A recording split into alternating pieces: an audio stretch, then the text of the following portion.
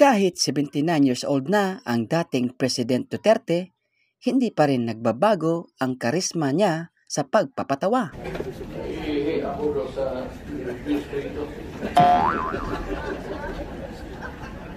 At nang inibitahan siyang dumalo sa Senate hearing patungkol sa madugong war on drugs sa kanyang termino, sa seryosong usapin na ito ay naisingit pa niya ang pagka-komedyante nito. Well, wala po akong ambisyon pumuntang impyerno pa.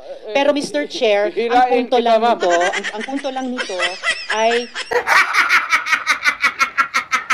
kilala naman natin na si dating President Duterte na strikto, matapang at galit sa mga adik at droga. Pero sigurado ako na nami-miss nyo na siya, di ba? Hey y'all, come look at this. Chair, at kung pabalikin ako, sir, gagawain ko uli yan. Dublado. Sa mga banat niya na matatawa ka talaga ni Tatay Digong, tulad ng tinanong siya ni Senador Jinggoy Estrada kung bakit lagi siyang tumitingin sa kanan at hindi sa kaliwa.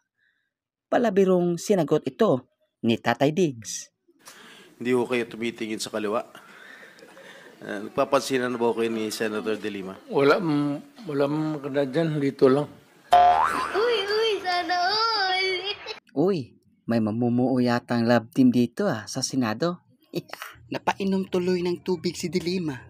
Kinikilig yata. Tatay Diggs, banatan mo nga si Jinggoy. Mga palabiro mong tanong pero may laman. Anong pinaka-safe na city for the longest time hanggang ngayon? Tanungin ko kayo. Iko, San Juan po. Lumalaban ka pa ha? Magribat ka nga, tay. Kasi sir, binaback-upan ako ng tatay mo. At hindi naman tinitigilan ni Tatay Digong na asarin itong si Risa Hontiveros. Ako, alam ko, duman ako, prosecutor, mayor, presidente, alam ko ang trabaho ko. Risa Hontiveros, yan tuloy. Pinapagalitan ka na.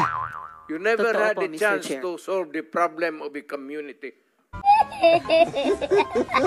At nang pinapauwi na si Tatay Diggs, siya pa ang galit. Hindi na yata gustong umuwi. Excuse from the hearing, Mr. Thank you for sir. attending. Thank you, sir. Natatawa na lang ang mga tao sa loob ng Senado. Ang kulit kasi.